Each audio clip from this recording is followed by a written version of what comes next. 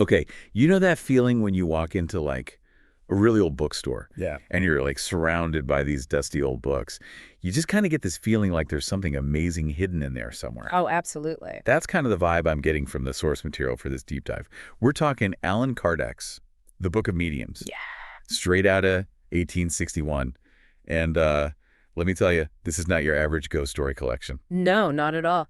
What I think is so fascinating about Kardec is that he approaches this whole idea of spirit communication with almost like a scientific lens. It's like he's trying to create a framework or like a set of rules for a world that most people considered, well, supernatural. And you know how much I love a good framework. So where does he even begin with this? Yeah. It's not like he can just like whip out a microscope and be like, uh-huh, there's a spirit.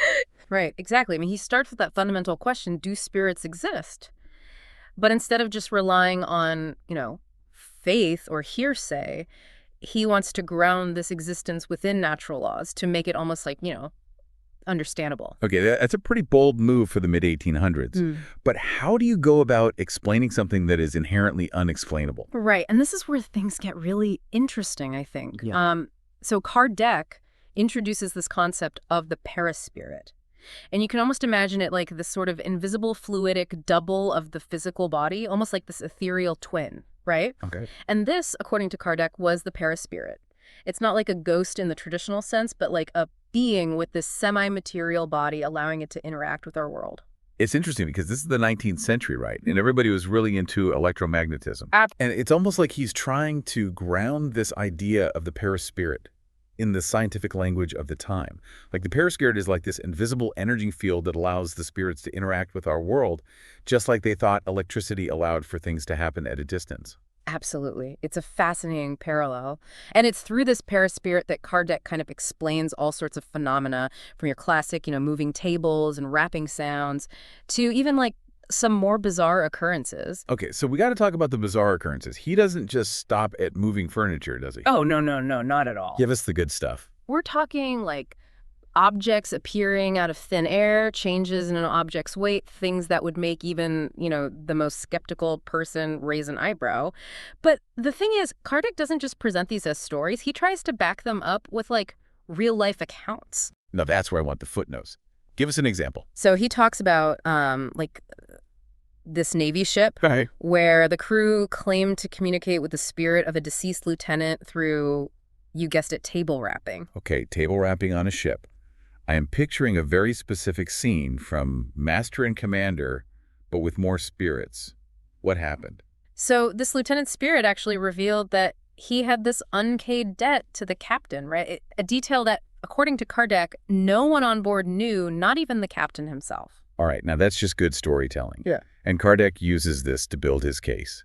Exactly. He's trying to show that these aren't just random events, right? These are communications with a purpose, with information that couldn't have come from any living person. Yeah. And he even goes into detail about how these communications supposedly work, And I bet it's not as simple as picking up a telephone. So if we're not talking ghostly phone calls, how did Kardec imagine these spirits getting in touch? What was the process? Well, get ready for things to get a little fluid. Oh, I think I see where you're going with this. Universal fluid, right? You got it.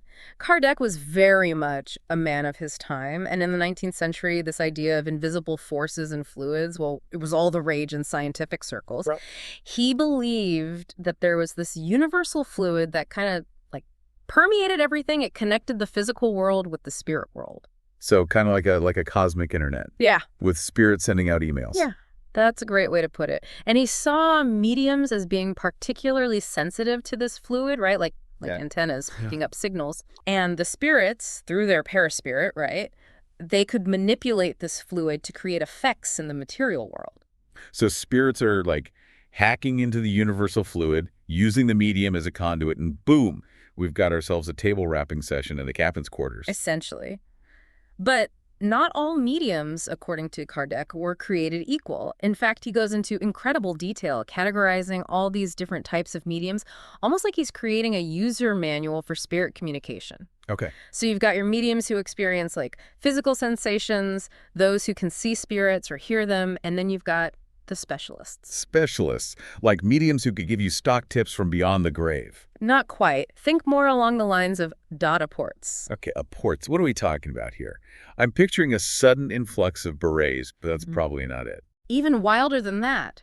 Apport mediums were believed to be able to make objects appear seemingly out of thin air. Wait, seriously, like full-on objects just materializing. What's Kardec's explanation for that? He ties it back to the perispirit and the universal fluid. It's pretty complicated, but he suggests that spirits, under the right conditions, could use their perispirit to draw matter from the spirit world or even manipulate existing matter in ours. Okay, that is some next-level stuff. You know, reading this part, it made me think about that time we went to that magic show. Oh, tell me you're not going to compare this to the disappearing lady trick. Maybe just a little. Yeah. But in all seriousness, Kardec really delves into this whole world of mediums and their abilities. Yeah. But let's be real, not everyone claiming to chat with spirits back then was legit, right? You're hitting on a major point. Kardec was very aware of the potential for fraud, and he dedicates a surprising amount of time in the Book of Mediums to addressing it. Which is so interesting for a guy who's basically writing the book on spirit communication.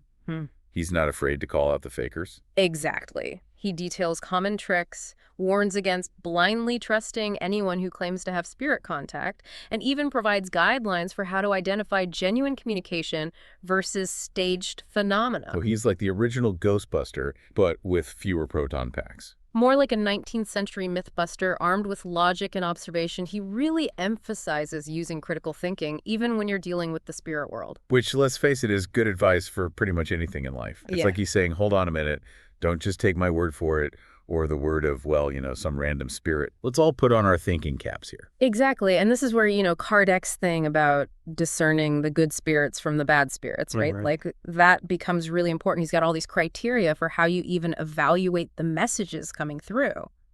So how can you tell if a spirit is legit, according to Kardec? Like, do they have to pass some sort of cosmic vibe check? Well, I mean, there's no cosmic vibe check exactly, but he stresses, like, look at the content, right? Look at the consistency of the messages. Are they morally sound? Do they, like, contradict themselves? Do they align with, what we know to be true about the world? So it's kind of like evaluating information from any source, whether it's, a spirit talking through a table or just like, I don't know, some guy in the street. Right, exactly. Or a really opinionated podcast host, for that matter. And that's what's so fascinating about Kardec. He was grappling with all these issues of misinformation and bias in a time before those were even, like, things, Right. Like, those words didn't even really exist in the same way. Oh. He even says, sometimes even intelligent spirits can be wrong because they're influenced by their own, like, earthly beliefs and all the stuff they carried with them. Which, let's be honest, is something we all still do, right? Exactly. I mean, a spirit or no spirit, we all have our own filters and baggage and ways of seeing the world. Precisely. And honestly, I think that's got to be one of the most relevant takeaways from Kardec. The need for, critical thinking, questioning your assumptions, being wary of anybody who says they have all the answers, especially when it comes to, the unseen world. Because let's be real, the unseen world, that's like a giant projection screen for all our hopes and fears and biases. Oh, absolutely. It's so easy to just get caught up in the mystery and forget to be skeptical. Absolutely. And that's where I think Kardec's work as, even though it's super old, right? Like over 150 years old or whatever, it still resonates today. Because it reminds us that even when we're dealing with the unknown, it doesn't mean we have to, check our brains at the door. You got to hold on to your head. Exactly. So for our listeners who've been on this deep dive with us into the world of 19th century spirit communication, what's the one thing you really want them to take away from all this? I think more than anything, it's this. Approach any information, especially about the unseen world, the unknown, with a healthy dose of skepticism and, critical thinking. Because whether you believe in spirits or not, I think Kardec's work just gives us this amazing window into this time period where people were dealing with, honestly, a lot of the same stuff we deal with now. Yeah. Trying to make sense of a changing world, searching for meaning, trying to figure out what information is actually trustworthy. It's wild how some things never change. Right. It's a good reminder that the way we communicate might change, but that very human desire to reach out, to connect with something beyond ourselves, that's something that stays the same. Yeah. And, maybe Kardec was really onto something. Yeah. Maybe there are ways to tap into knowledge, insights that we haven't even imagined yet. Who knows? Anything's possible. Exactly. But no matter what you believe, I think we can all agree that approaching the world with curiosity and a little bit of wonder, but also that healthy skepticism. I mean, that's the key to never stop learning and exploring. Couldn't agree more. So if you're feeling inspired, if your curiosity's piqued, go check out the Book of Mediums and see what you think. It's a wild ride. It's a trip, for sure. Thanks for joining us for this deep dive, and until next time, happy exploring.